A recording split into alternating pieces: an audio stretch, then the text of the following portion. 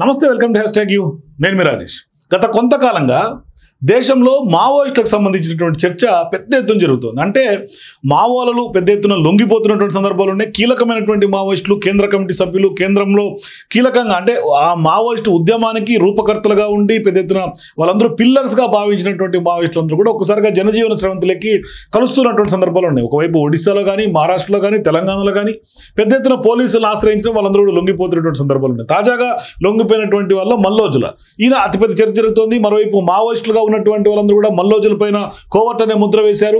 ఆయన దానికి కౌంటర్ ఇస్తే కూడా తాజాగా ఒక వీడియో రిలీజ్ చేశారు.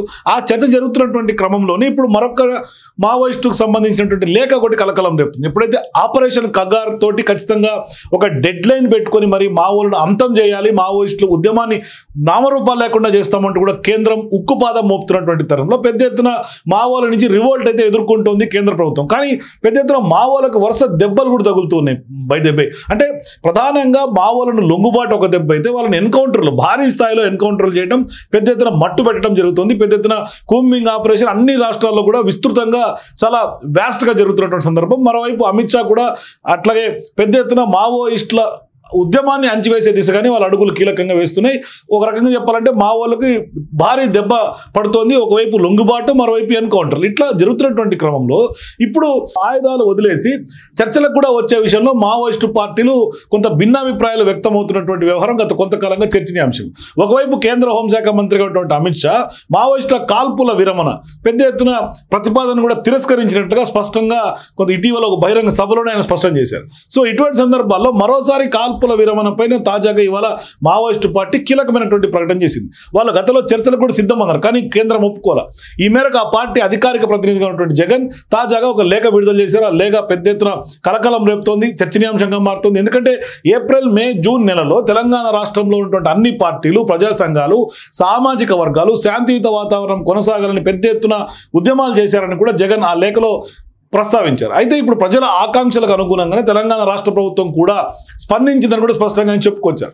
అయితే ఈ క్రమంలో గత మే నెలలో మేము 6 నెలల పాటు కాల్పుల విరమణను ప్రకటించామని కూడా స్పష్టంగా చెప్పుకొచ్చారు. అయితే గడిచినటువంటి 6 నెలల కాలంలో అనుకున్నటువంటి పద్ధతులను మా వైపు నుంచి అమలు జరిపి శాంతియుత వాతావరణం కొనసాగేలా వ్యవహరించామని కూడా చెప్పుకొచ్చారు. కానీ ఆ శాంతియుత వాతావరణం ఎక్కడ క్రియేట్ అవ్వాలా అంటే ప్రభుత్వం పెద్ద ఎత్తున అణచివేస్తోంది, ఎన్కౌంటర్లు జరుగుతుంది. ఇదే శాంతియుత వాతావరణం ఇప్పటికి కూడా కొనసాగాలని తెలంగాణ సమాజం కోరుకుంటుందని కూడా జగన్ చెప్తున్నారు. ఈ నేపథ్యంలో ప్రజల ఆకాంక్షలకు అనుగుణంగా మరో 6 నెలల పాటు కాల్పుల విరమణను ప్రకటిస్తున్నట్టుగా లేఖలో ఆయన స్పష్టంగా చెప్పుకొచ్చారు. సో ఇప్పుడు గతంలో కొనసాగినటువంటి విధంగానే తమ వైపు నుంచి శాంతియుత వాతావరణాన్ని కొనసాగించేందుకు కృషి చేస్తున్నట్టుగా కూడా చెప్పుకొచ్చారు. ప్రభుత్వం వైపు నుంచి కూడా గతంలో వ్యవహరించినటువంటి విధంగానే ఉండాలని కూడా కోరుతూ ఉన్నారు మావోయిస్టు పార్టీ అధికార ప్రతినిధిగా ఉన్నటువంటి జగన్. ఇక కేంద్రంలో ఉన్నటువంటి బీజేపీ ప్రభుత్వం అయితే తెలంగాణ రాష్ట్రంలో కొనసాగుతున్నటువంటి శాంతియుత వాతావరణాన్ని భంగం చేసేందుకు ప్రయత్నాలు చేస్తోందని కూడా చెప్పుకోవచ్చు. ఎందుకంటే పెద్ద ఎత్తున ఎన్కౌంటర్లు జరుగుతున్నటువంటి నేపథ్యంలో కేంద్రం ఉక్కుపాదం మోపుతోంది. అలాంటి ప్రత్యామ్నాయాలకు వ్యతిరేకంగా అన్ని పార్టీలు, అన్ని సామాజిక వర్గాలు, సంఘాలు, విద్యార్థులు, మావోయిస్టులకు సంబంధించిన సింపథైజర్స్, మేధావులు, ప్రజాస్వామికవాదులు ఏకకంఠంతో కేంద్ర ప్రభుత్వ ప్రయత్నాలను తీవ్రంగా వ్యతిరేకించాలని, పోరాడాలని కూడా వాళ్ళు కోరుతున్నట్టుగా మావోయిస్టు పార్టీ అధికార ప్రతినిధిగా ఉన్నటువంటి జగన్ అయితే లేఖలో చెప్తున్నారు. మరోవైపు ప్రధానంగా ఒకసారి లేఖను కనుక మనం ఒకసారి ఇన్డెప్త్గా ఎగ్జాక్ట్గా చదివితే స్పష్టంగా రాశారు. గత ఏప్రిల్, మే, జూన్ నెలలో తెలంగాణ రాష్ట్రంలో అన్ని పార్టీలు, ప్రజా సంఘాలు, సామాజిక వర్గాలు శాంతియుత వాతావరణం కొనసాగాలని పెద్ద ఎత్తున ఉద్యమాలు చేశారు. ప్రజల ఆకాంక్షలకు అనుగుణంగా తెలంగాణ రాష్ట్ర ప్రభుత్వం కూడా స్పందించింది. ఈ క్రమంలో మే నెలలో మేము 6 నెలల పాటు కాల్పుల విరమణను ప్రకటించాము. మే 6న అంటే ఈ 6 నెలల కాలంలో అనుకున్న పద్ధతులు మా వైపు నుండి అమలు చేసి శాంతియుత వాతావరణం కొనసాగేలా వ్యవహరించారు. ఇదే శాంతియుత వాతావరణం కొనసాగాలని తెలంగాణ సమాజం కోరుకుంటున్నది. కావున ప్రజల ఆకాంక్షలకు అనుగుణంగా మరో 6 నెలల పాటు కాల్పుల విరమణను కూడా ప్రకటిస్తున్నాము. గతంలో కొనసాగినటువంటి విధంగానే మా వైపు నుండి శాంతియుత వాతావరణం కొనసాగించేందుకు కృషి చేస్తాం. ప్రభుత్వం వైపు నుండి కూడా గతంలో వ్యవహరించినటువంటి విధంగానే ఉండాలని కోరుతున్నాము. కేంద్రంలో ఉన్నటువంటి బీజేపీ ప్రభుత్వం తెలంగాణ రాష్ట్రంలో కొనసాగుతున్నటువంటి శాంతియుత వాతావరణం భంగం చేయటకు ప్రయత్నాలు చేస్తోంది అన్నది స్పష్టంగా లేఖలో మెన్షన్ చేశారు. అయితే ఇక్కడ ప్రధానంగా ఒక రకంగా ఇప్పుడు బీజేపీ కేంద్రంలో ఉన్నటువంటి పార్టీగా కొంత ప్రయత్నాలు మావోయిస్టులను భంగం కలిగించేలాగా చేస్తున్నటువంటి క్రమంలో ఎన్కౌంటర్లు కొనసాగుతున్నటువంటి నేపథ్యంలో వీళ్ళైతే కొంత శాంతియుతంగానే ఉంటున్నారు, సీజ్ ఫైర్ చెప్పారు, అట్టగే ఆయుధాల కాల్పుల విరమణను ప్రకటించారు, మరోవైపు మరో 6 నెలలు పొడిగించారు, కానీ చర్చలకు సిద్ధమని కూడా అంటున్నారు. కానీ కేంద్రం నుంచి చర్చలకి వాళ్ళు ఒప్పుకుంటలేరు. కానీ ఇటువంటి సందర్భాల్లో తాజాగా ఎవరైతే లొంగుబాటుకు గురయ్యారో వాళ్ళని కూడా మావోయిస్టు పార్టీ కొంత కోవర్టుగా ముద్రేసింది. మల్లోజుల వేణుగోపాల్ తాజాగా పెద్ద ఎత్తున భారీగా కొంత అలా లొంగిపోయినటువంటి నేపథ్యంలో వాళ్ళపైన కూడా కొంత కోవర్ట్ అనే ముద్రను మావోయిస్టులు ఇస్తారు. అంటే మావోయిస్టు పార్టీ కూడా నిలువుగా చీలిపోయినటువంటి నేపథ్యం. పెద్ద ఎత్తున అంటే ప్రభుత్వం వైపు జనజీవన స్రవంతులేక అడుగులు వేయాలనే లక్ష్యం ఉన్నటువంటి వాళ్ళందరూ కూడా పెద్ద ఎత్తున వాళ్ళు బయటికి రావడంతో మావోయిస్టు పార్టీ నీరుగారుతుంది ఒక రకంగా చెప్పాలంటే. ఒకవైపు ఏమో కాల్పుల విరమణను ప్రకటించి కొంత శాంతియుతంగా ఉంటున్నామని మరొక ప్రకటన కూడా రావడం తీవ్రస్థాయిలో కలకలం రేపుతోంది, దుమారం కూడా రేపుతుంది. ఇటువంటి సందర్భాల్లో ఇప్పుడు ప్రధానంగా మల్లోజుల కౌంటర్ కూడా ఇచ్చారు. మావోయిస్టు పార్టీ ముద్ర వేసినటువంటి నేపథ్యంలో కోవర్ట్ मुद्रा ఆయన కొంత కౌంటర్ ఇచ్చారు. ఆయన ఏమంటారో ఒకసారి చూసే ప్రయత్నం చేద్దాం. साथियों, पहले मैं आप तमाम लोगों को अभिवादन पेश करता हूं। 16 सितंबर को मैंने पहली बार हथियारबंद संघर्ष का विराम प्रकट करते हुए स्टेटमेंट जारी किया था और उसके बाद गढ़चिरौली, माड़, पूर्व बस्तर के साथियों ने भी वहां से हथियारबंद संघर्ष को छोड़ने का निर्णय पर वे लोग भी स्टेटमेंट जारी किए हैं। मैं महाराष्ट्र के गढ़चिरौली में 60 कामरेडों के साथ मेरा हथियार छोड़ दिया था, वे लोग भी हथियार छोड़े हैं। उसके बाद सैकड़ों की संख्या में साथियों ने छत्तीसगढ़ में अपने हथियार छोड़ दिए हैं। इसी बीच में भारत की कम्युनिस्ट पार्टी माओवादी के केंद्रीय कमेटी के सदस्य चंद्रन्ना तेलंगाना में पुनर्वासन के लिए आए हैं। इन तमाम साथियों को मैं अभिवादन पेश करता हूं। हम इस देश में लंबे समय से, कई वर्षों से काम करते आ रहे हैं। इसमें कई साथियों को हम खो गए हैं। आज हम बाहर आने का मतलब ये है कि बदल रहे परिस्थितियों का एक संकेत होता है। इसलिए आज हम हथियारबंद संघर्ष को छोड़कर जनता के बीच में आए हैं और जनता के बीच में ही काम करने का निर्णय लिए हैं। हम जिस साथियों को खो गए हैं उन साथियों के चलते हम ये बदलावों का समझना जरूरी है। आज भी देश में कई साथी इलाकावार सत्ता को अपनाने के लिए उस रास्ते पे हथियारबंद संघर्ष में डटे हुए हैं और ये तो हम समझना है कि इस रास्ता पर चलते हुए ही हम जनता से दूर हुए हैं। ये उस रास्ता की विफलता को दर्शाता है।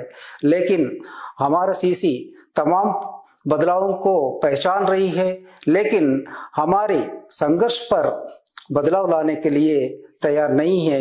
ये उसकी कटमुल्लावाद तरीका को दर्शाता है।